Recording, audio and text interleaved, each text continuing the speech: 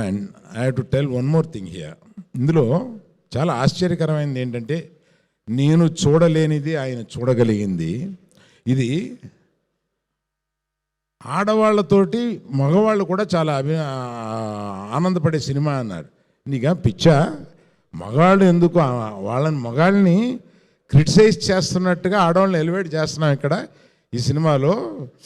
ఎలా ఉండకూడదో మగాడు చెప్తున్నాం కదా, నువ్వు ఎందుకు అట్లా అంటున్నావు అంటే వాళ్ళు కూడా అప్రిషియేట్ చేస్తారని నాకు ఆ రోజు అందలేదు చెప్పినందుకు.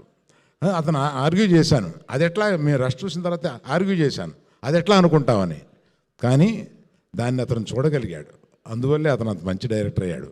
ఇంకొకటి ఏంటంటే, ఇటువంటి కరిగిపోయే అటువంటి మెత్తటి హృదయం ఉన్నవాడే ఇటువంటి సినిమా తీయగలడు. ఇతని హృదయం నాకు తెలుసు, అందుకని అంత మంచి వాళ్ళే ఇటువంటి మంచి సినిమా తీయగలరు. Thank you Rahul.